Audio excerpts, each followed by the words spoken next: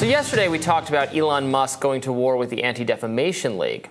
But is the government also behind these alleged efforts to persuade advertisers to boycott X, formerly known as Twitter? Well, new reporting from Public's Michael Shellenberger suggests that may in fact be the case. Now, Shellenberger and Alex Gutentag write that the groups leading the advertiser boycott of X, well, they receive money from and have a history of spying on behalf of governments. According to the reporting, the organization currently at the center of Elon Musk's blame for Twitter's advertising downfall, the Anti-Defamation League, has for the last 40 years spied on the enemies of the Center for Countering Digital Hate, a group allegedly indirectly funded by the United Kingdom and shared intelligence with the United States and Israel. Joining us now to tell us more about this reporting is Michael Shellenberger. Thank you for being with us. Thanks for having me. So what should we make of the new development? Is this a major iteration on what we learned from the Twitter files? Yeah, I think so. I think for people that remember, both the Twitter files and the Facebook files revealed direct government demands upon those two platforms to censor and deplatform users. Those demands came from the White House. They came from FBI, Department of Homeland Security, and other government agencies, which we later learned was CIA. And that is now, of course, in the court system, or maybe people know it's the Missouri and Louisiana attorneys general have sued the Biden administration for government censorship and demands on social media platforms under the threat of coercion and also the threat of losing European business. What I believe that we are seeing now with this demand, this very effective advertiser boycott on Twitter, which has reduced their revenues between 60 to 70%, is the long arm of the security state. And we see it through all three of the main organizations that are at the heart of the boycott, which is the Center for Countering Digital Hate, the Institute for Strategic Dialogue, and the Anti-Defamation League. We know, they put right there on their website, that the Institute takes money from many governments, including the United States and the British governments. There is now a report out that the Center for Countering Digital Hate has been funded by a foundation that the British government gave £5 million to. And we also point out that ADL is an organization that is very famous, actually, for spying on American citizens. It was a huge scandal in the early 90s, including spying on Greenpeace and other left-wing groups, so they worried were becoming anti-Israel, and then sharing that data with Mossad, with the Israeli government, and with the U.S. government. So we view this as a very significant threat, where basically what you're seeing is intelligence and security organizations attempting to demand censorship and greater control over the content that's allowed on Facebook and Twitter, and doing so in the guise of non-governmental organizations, even though we have this funding and other strong ties to government agencies. Right. So we talked about the Anti-Defamation League yesterday. Brianna and I really got into it, so I would encourage viewers to watch that clip again. I've done reporting on the ADL in the past, and I've accused them of exaggerating at sometimes the claims they're making about rising anti-Semitism. That is not to say that I think every report they make about it is like totally flawed. I'm sure they do flag genuine examples of hate and anti-Semitism, just as I'm sure these other organizations find actual examples of violence or terrorism being organized, etc. So it's not that there should be no moderation or there should be no groups looking into what's going on the platforms.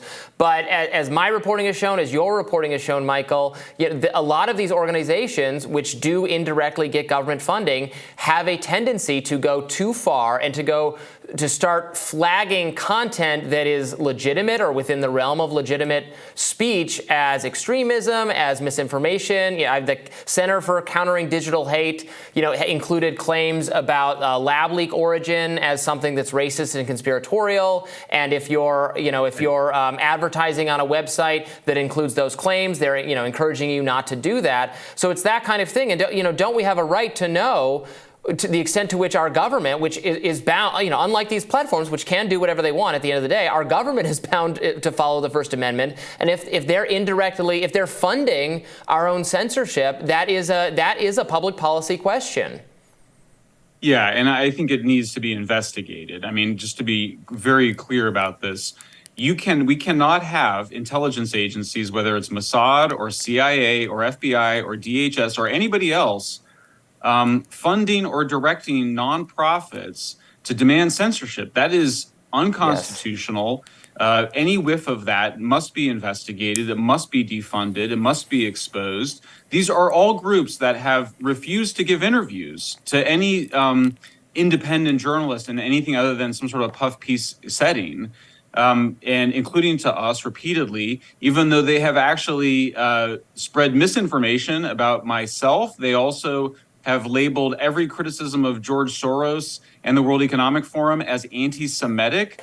The record by the ADL on this is actually atrocious. We discovered in our research that for decades, reporters have found that ADL was saying that there was an increase of anti-Semitism, and the reporters debunked it. And the ADL just continues to go on and make that claim.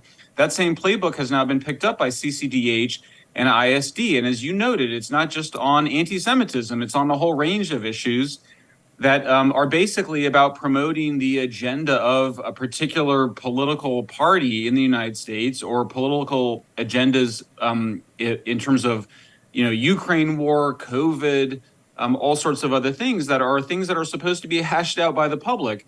And in terms of this issue of what the social media platforms, I believe, should be moderating, I'm increasingly of the view that this should be user-decided content moderation. If you as a user would like the ADL filter applied to all of your content, you should be able to have that. Absolutely. And if you would rather have the Hill Rising filter, then you should have that. It should not be up to other people to decide what content we're allowed to produce and consume. Yeah, I could not agree more strongly. I've been saying that over and over again. That is the way out of this very fraught battle. There is no reason, given all the tools that social media has for you to tweak what your preferences are, there is no reason that everyone needs to operate under the exact same set of preferences and standards. And forcing us all to do that has us miserable and furious and at each other's throats. And it's not at all necessary. In fact, it's technologically possible to not do that, and we should take advantage of it. And I really think, do you think the platforms are going to increasingly go that way? Do you see any encouraging signs? I think it's such a no-brainer, but I guess we're at, more customizability gets added over time to the platforms, but I would really like to see that to be the standard. Yeah, it should be the standard, and we're about to come out with a white paper that argues for it. It's so blindingly obvious and simple. Now, clearly, the advertisers and the social media companies have some interest in not doing that, but I do think that's been disrupted now that, potentially out of this crisis where you see basically Twitter advertising revenue down 60 to 70%, you then see this new CEO, a person named Linda Yaccarino, who meets with ADL and said, we had this great meeting, and we're going to now have freedom of speech, but not freedom of reach. Right. Well, that is censorship. That's censorship. Right. I mean, it's like saying, if you can't go viral on social media and but you're allowed to post and nobody to see it, that's censorship. And so I think there was a backlash to those remarks. I think Elon Musk heard those concerns, and that's why he then started to have this public argument with ADL that then I think led a lot of us to be like, what exactly is going on here? And the picture you get, Robbie, is just this picture of like the security state operating through NGOs and a particular political side of the left-right spectrum, and also of the elite populist spectrum, basically saying they're not going to have it, and they really have to control this platform. They have to be able to censor. I mean, the relentlessness of it, the arrogance of it, the aggression in it, of these guys going around demanding that we should be able to censor what's on your platform. I mean, it's sort of shocking and awesome in some ways to behold how crazy it is for like ADL to basically be able to say, we want to be able to tell Elon Musk who can be on his platform. So I do think that this is we're at a breaking point to some extent, I think. And I think that maybe what could come out of this is somebody like Elon, and certainly, of course, I'll encourage it, to put content moderation back in the hands of users. This is the most obvious thing in the world. And then the advertisers, they can decide where they advertise. They can decide if they don't want to put it next to Michael Shellenberger on Twitter, fine, they don't have to do that.